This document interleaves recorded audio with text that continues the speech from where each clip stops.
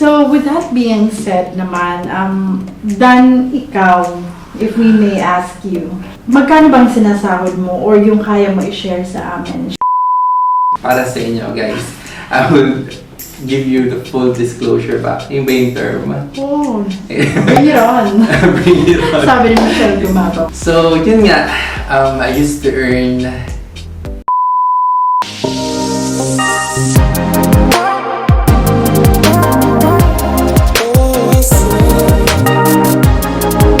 Hi everyone! Welcome back to the vlog and thank you for clicking on the video. So ito na nga, finally, after so many times that we've been mentioning it from the previous vlogs that we have created, we are finally sharing with you guys some tips and tricks that you might be interested in.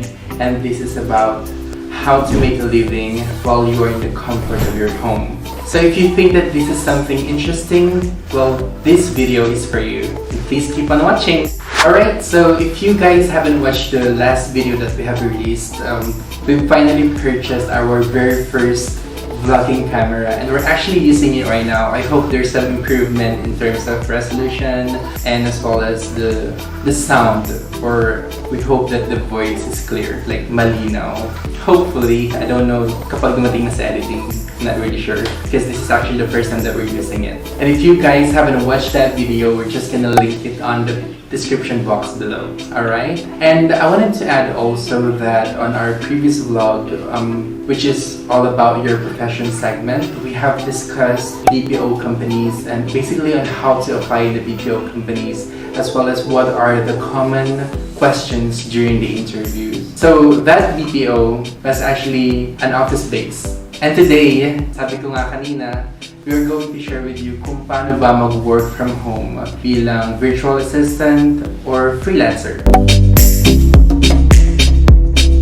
Alright, so as a short background of my work experiences, well, I've been in a call center field for 8 years now, have handled multiple accounts, to name a few, telco accounts, healthcare accounts, as well as sales, name it, hard selling, upselling, so I've experienced those. These accounts are from United States of America, United Kingdom, and Australia. I am a former telephone sales representative at Fusion BPO Ortigas, former customer sales associate at Results Companies in Manila, and what else? I am also a technical support specialist way back in 2017 at Teletech Lipa. But now I am working as a freelancer and working in the comfort of my home.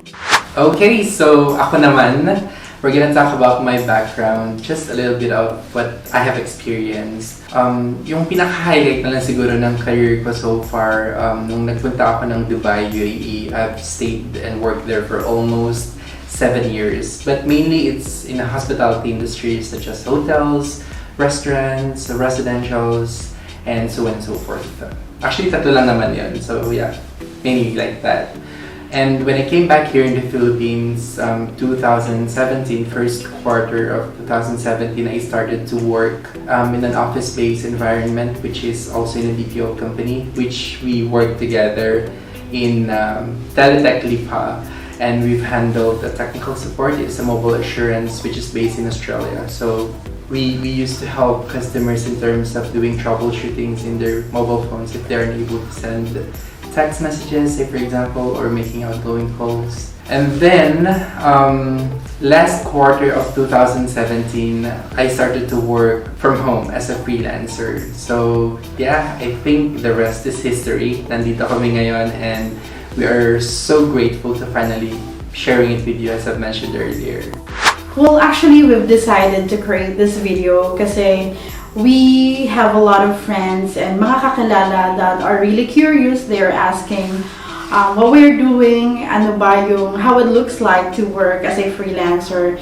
Bakit daw parang I have all the time for my family whenever there's a family gathering, parang important days like holidays, I am always present. So they are just curious nga kung anong ginagawa. Tapos So here we go. We are creating this video for you guys. And if you think that yun nga sabi ni Dan, you are interested, well, just keep on watching kasi we're gonna answer those questions. Actually, meron kasing question na, how much are you earning? So that's really kind of question na, though mahirap sagutin kasi, you know naman, we are Filipinos and hindi tayo masyadong open pagdating sa, we find it too personal to ask for that kind of question. For the salary. Yeah, which is the salary. But then, just for you guys as a thank you, we believe that you deserve to know. Kasi naman, we're not here making this vlog for without you guys. So just keep on watching. Ito na, bago tayo pumunta sa main event, main topic, bibigyan muna namin kayo ng idea to those of you who are wondering, ano nga ba talaga yung work from home, or kapag sinabing freelancing, or pag sinabing virtual assistant, say for example. So work from home, from the word itself, working in the comfort of your home. But yung na-mention ni Gracie kanina na aside from the fact that you're able to attend to different holidays, you can actually work in a different location as long as you have your internet connection, as long as you have your gadgets, your device, your laptop. That's why very useful gumamit ng laptop because you can literally go anywhere as long as you have your maybe a prepaid modem, something like that, as your Wi-Fi. So freelancing naman is you have the freedom to choose. Kasi when you're working in a office-based environment, you have your supervisor, your managers, operations managers. Here, being a freelancer, you don't have managers at all. Like most of the time, you'll be working on your own. That's why working here requires an experience which will be discussed later on. Pero kasi you will be directly in touch with your clients. Say for example, if they're based from the US or based from Australia, depending on your account. So you have the liberty to choose kung ano yung gusto mong trabaho, kung kanino mo gusto makipagtrabaho. So yan, that's why it's freelancing. So ano nga ba yung virtual assistant na tinatawag? Ayun nga, na-mention ko na din kanina na when you're working in an office space, nakikita mo, nakakasalamuha mo yung mga amo natin, bosses natin in person. Being virtual assistant, tinutulungan mo sila, yung client natin, through Zoom meeting, Google meeting, you're chatting through Slack. Those are some of the platforms which will be discussed on the next episode. What are the different platforms in order for you to find a job while working from home? Alright, so the first one that we're going to be discussing is about LinkedIn.com. So you can use any browser that you have, say for example Google. So once you're signed out, makikita nyo ito homepage ng LinkedIn. Either you click join now if you are a first timer or sign in if you have an existing account. Since I do have, I'll show you my homepage. And then here from the search button, you can type any specific position that you are looking for or any company. So say for example, customer service. So there will be different types of job for customer service. So this is how it works. So we have rev.com. So here for rev.com, you're gonna do the same. Click on logged in and sign up for it. You're gonna be a transcriber or transcriptionist. Dito, as you can see, $1.25 per minute. So say for example, your client sent you a voice recording, so all you have to do is just to transcribe it into words. If nakikita nyo yung mga subtitles sa movies or sa mga vloggers, pretty much they have their own system, they have their own software on how to do that. And if you're interested, yeah, simply log into this and then bibigyan nila kayo ng task. So the third one, if you've heard about 51talk.com, it is also the same as akadsoc.com. So these 51talk and akadsoc, it is a tutorial platform, or say for example you love teaching, you'll be able to apply because mostly those Chinese students yung mga tuturuan nyo, they'll be your clients. So type nyo na lang sa Google 51talk and then yeah, so this is home-based online English platform. So all you have to do is just to sign up and then kapag nag-send na kayo, someone else will get in touch with you. Also for ACADSOC, you can just type in from Google ACADSOC, and then this is the same as 5-1 Talk. There are other platforms where you can teach, but these are one of those. Alright, so we also have Online Jobs PH or onlinejobs.ph. So ganun din siya. You just need to sign up, log in. You can link your Facebook account. Here there are some samples. You can have senior reporting analyst, accounting assistant, graphic designer, operations support analyst, social media manager. So there are a lot of positions available. You can see what they're currently earning, and then clients are the one who will get in touch with you through this platform. So you can also try this one. And then I wanted to show you what is Fiverr.com. So it's the same platform, but mostly these are the services that you can offer. So say for example, you're looking for a graphic designer who can help your business. So once you type in, you will see here a lot of offers. They do graphic designing, so it's starting at $30. So you say for example, I am the client, I'll be looking for this graphic artist. Yeah. Okay, so a lot of options, web designs, copywriting, yeah, all those technical things that you can do, you can find it here. Like doing Photoshop, yeah, something like that. Alright, so I think we're down to the main platform that we are using. This is Upwork. You just need to sign up as well. This is the Upwork that we are referring to. What I'm gonna do is I'll just sign in to my account. So kapag nakapag-sign in na, makikita nyo na dito lahat. So like this one, English to Japanese translator, creating logo, looking for any type of jobs na possible sa inyo, pwede nyo itry dito.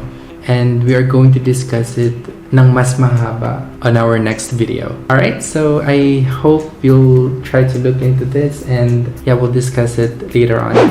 So next question naman that we have encountered ay kung ano nga ba yung mga requirements and the things needed para makapag-work ka sa bahay. So, of course, let's start from the most important one, yung either laptop or desktop. So, well, parehas naman silang pwede, but then, if you're really nasa bahay lang and you know it na every duty, nandun ka lang, so you can use desktop. Hindi naman actually kailangan ng high-end na computer, especially if you're just starting. So, pag kumikita na, well, you can level up your gadget naman. Tapos, if you are on the go, just like, example ko na lang si Dan, there are times kasi na, well, bumabiyahe siya, so, or may pinupuntahan, so gamit niya yung laptop kasi talagang handy siya, pwede siyang dala-dalahin kahit saan, as long as you have your internet connection. Highly recommended ko is Wi-Fi connection. Kasi, well, hindi naman nga din kailangan ng sobrang lakas yung taas ng Mbps. Kasi meron mga client or meron mga accounts na hindi naman ganun kadaming tools ang ginagamit. So, hindi ka masyadong maraming bubuksan. Pero just to be on the safe side, maigi na rin na maganda yung internet connection mo. But then, gaya ng na-mention ko kanina, if you're on the go, well, you can actually use wireless modem. Assure ka lang na reliable naman yung internet mo, and you can do hotspot as well. And if you want to know more about that, on how to do that, you can just simply comment down below, and we are more than happy to assist you with that. And what else? Headset. Let's talk about the headset naman. So yung headset, highly recommended din yung noise cancelling. Though medyo pricey siya, pero quality naman. Kasi syempre we're here in the Philippines, so hindi naman may iwasan na meron tayong mga background noise, like yun nga, tilaok ng manok, diba? Because we have that here. And mga call ng aso, ingay ng kapitbahay. But anyways, yun nga, may iwasan siya through a noise cancelling headset. And of course, quality na trabaho, quality voice recording. So, and if you're going to ask me yung mga tawag dito brands na proven and tested, well, nagamit namin to dun sa mga previous companies namin. Ano siya, Logitech, Jabra, and you can also use Plantronic. Yun, yung tatlong yun. So, para dun naman sa mga nagtatanong, well, it's, interesting to know kung kailangan ba may experience for you to work from home or to work in a call center. Definitely, may mga qualifications naman, syempre. But then, yung sinasabi nila na experience, well, hindi siya needed. I mean, you can work dito sa field na to na kahit wala kang experience. But then, it's actually an advantage for you. Kasi, to give an example, if you're gonna be working in a normal company or sa office-based company, so depending on the account that you're gonna be handling, depende kung gaano ka-crucial. So, meron talagang duration and training. So, dito, sa ginagawa namin, wala siyang mahabang training. Like, say for example, you're gonna get hired tonight, and then, today, tonight, training mo na, like, for just a matter of 8 hours. And then, tomorrow, you're gonna do the actual job. And just like what Dan mentioned, there's no such manager, supervisor, so you really need to stand on your own. So, yun na masasabi ko, it's really an advantage na meron ka ng call center experience. And especially, sorry, I have a question though. How long was like training ba sa office base? So office based, like what we have experienced, we are tech support that time, diba? I believe it's 2 to 3 months, diba? Kasi it's a month or 2 months, I'm not sure. It's a month or two. Or that duration, a month or 2 months. Yeah, and aside from that, there's also like certification training just to make sure na before ka talaga mapunta sa floor, you are well equipped, alam mo talaga lahat ng gagawin mo. So, that's really the difference. Kasi nga dito, sabak agad, work agad, at saka yung mag-interview talaga sa'yo is yung client from the US. Hindi yung tulad dito sa Philippines na dadaan ka muna sa mga supervisors, diba, sa mga managers, TL. So, again, gusto lang namin kayo i-remind that this is just a beginner's guide. For you to have an idea, marami din kasing kaming questions na nare-receive talaga na very common questions. Kaya we sum up na lang and this is the result. We are down to our last topic for today and this is going to be magkano ba ang sinasahod sa work from home? Medyo kinakabahan ako dito kasi hindi naman talaga natin sinishare yung sahod natin, but we really don't mean to brag or anything like that. Yeah, we're just sharing to inspire. Yeah, exactly. But just to have a little comparison, sa BPO company kasi, when you're working in an office space, again, in a provincial rate, normally you'll be earning roughly, in a month, 16,000 pesos. And then, it always depends on your account. Sometimes, merong bonuses, incentives, kapag may nabibenta ka, if you're in a sale, it could reach to roughly 20,000 or even more. Maybe the ceiling will be 30 or maybe no. Maybe. Perhaps when you're in Manila or if you're in the city, like big cities like Makati, BGC, but in a provincial rate, normally it's roughly 20,000 plus. And then... And, I'm sorry, considering your tenuity as well. Exactly. Kapag matagal na kayo sa business, then pwede kayo mag-demand ng sahod somehow. But there's always a ceiling hanggang dun o sasahurin nyo as an agent. Sa work from home naman, we're gonna give you an idea muna kung magkano ba as a beginner's guide. Say for example, you're earning dollars, syempre dito, in US dollars. Alright, so dito naman sa trabaho namin, normally, it could be per project or, per milestone na tinatawag nila, an hourly rate. Bigyan ko lang kayo ng konting calculation lang. So if you're earning 16,000 pesos in a month, so for 2 weeks, that's gonna be roughly 8,000 pesos, diba? Pero may less pa yun or deduction sa mga all the government deduction. Siyempre para sa inyo din naman yan for future reference. Yeah. So say for example, you earn for 2 weeks, so diba 15 and 30th tayo sumasahod dito normally.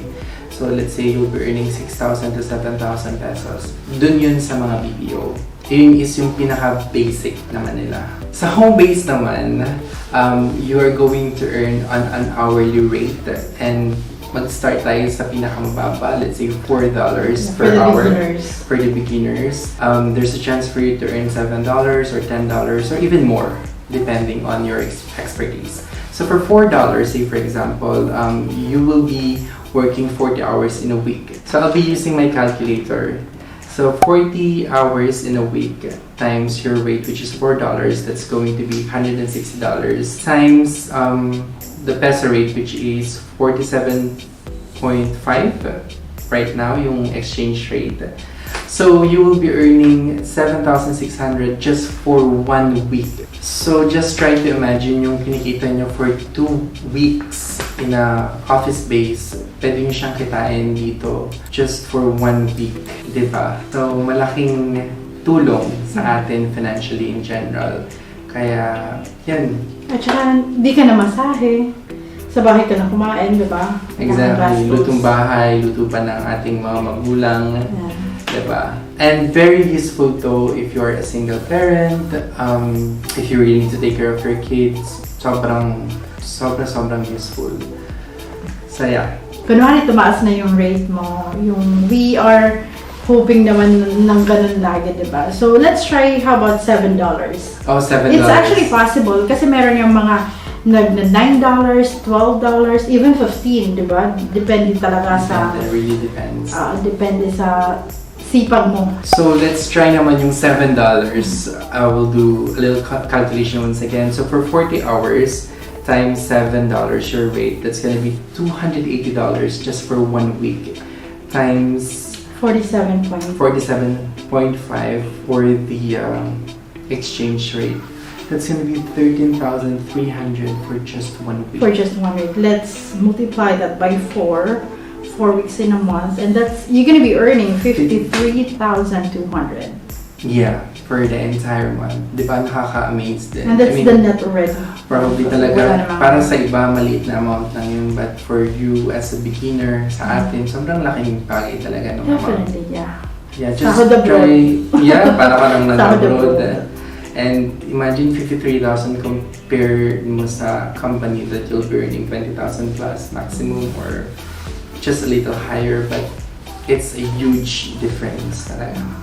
At saka, definitely we have nothing against naman, diba, sa pag-work. Of course, we wouldn't be in the position kung nasaan kami ngayon without our experience sa mga companies, and we're very grateful sa lahat ng companies that we've used to work with. Yeah. It just so happened na nandito lang kami sa stage na sinishare namin sa inyo yung experience namin, kaya talagang ganito yung aming feedback, the way we explain it. Exactly. At saka we feel the need, diba, to give you some tips and ideas kasi especially that we are ganito, may pandemic, and it's important yata na nasa bahay ka talaga para just for you to be safe. Hindi naman talaga pwede pa yata maglalabas. So, yun. Totoo. So, with that being said naman, Dan, ikaw, if we may ask you, magkano bang sinasahod mo or yung kaya mo i-share sa amin? Siyempre, you're not sharing that to brag or para magmayabang, but then, as I was saying, just to inspire, diba? Totoo. Kasi, honestly speaking, sobrang hirap mag-share in terms of sahod. Ganun naman talaga tayo mga Pilipino kasi it's very inappropriate. It's private. It's so private naman pagdating sa sahod. Pero, para sa inyo, guys, I will give you the full disclosure ba? Yung ba yung term? Oh, bring it on. Bring it on. Sabi ni Michelle Gumabaw. Yeah, kinakabahan kasi ako. Clarify ko lang, guys, disclaimer. This was the salary that I have received before pandemic. Before pandemic. Okay? Also, I was working full-time and part-time. So I have 2 jobs. Sipag. And that's, I think we forget to mention, you're actually allowed to do that as long as you are, you're flexible, you're healthy enough. Exactly. kung sobrang sipag mo talaga, lalaki yung sahod mo. Yeah. Again, hindi po ako nagmamayabang, and besides, it happened before, so kaya willing ko i-share sa inyo. So, yun nga, I used to earn 85,000 pesos up to 90,000 pesos in just 1 month. And para prove ko sa inyo, I was able to get a car. Papapap siya dito. Actually, makikita nyo naman siya sa previous vlogs ko and some of my posts in my social media accounts sa amin. So you can follow us also at High Seal Down Here Official. Yun, gusto ko lang sabihin sa inyo na walang imposible. Basta masipag lang tayo, we're consistent, persistent. So yun guys, I hope na na-inspire kayo kahit paano may natutunan kayo. Very basic lang. Probably heard it from somewhere else, but since nandito kayo, I believe you're still looking for confirmation and testimonials. I think this is the right path. Again, if you do have any questions, please don't hesitate kasi baka isama namin siya sa susunod na vlog namin because this will be a series of vlogs. Okay guys, pasensya na medyo may changes sa camera kasi now we're using our mobile phone dahil naload na yung vlogging camera namin. We've actually used 2 batteries already pero hindi kinaya. Marami kasing cut and rehearsals. Kaya yan. So yeah, Gracie has something to say. Yeah, before we formally end this video, well, I'd like to mention that all the learnings naman that we have learned from our previous companies ay talagang tinitreasure namin yun, and it molded us to who we are today and played a very important role sa aming mga buhay din. And yun lang, talagang the experiences, it's very precious and irreplaceable and will forever cherish, diba? Exactly. And from my end, sorry. Yeah. So from my end, gusto ko lang ulitin, I didn't mean to brag or anything like that kanina when I shared my salary or my previous salary. It's just, and as well as the car that I was able to attain during that period. Masaya lang talaga kasi We're just very grateful. Hard work really pay off. Yun, and again, we would like to be an instrument for your success then. And I am certain that's gonna happen very, very soon. For sure, yeah. Okay, I think we're good. Thank you so much that you're able to reach this point and sana may natutunan kayo. Maraming salamat. Please don't forget to like on this video. Subscribe to our channel. Don't forget, definitely. So this has been Dunhill. And my name is Grace. Where you can find the High Seal Down Here. Bye! Thank you!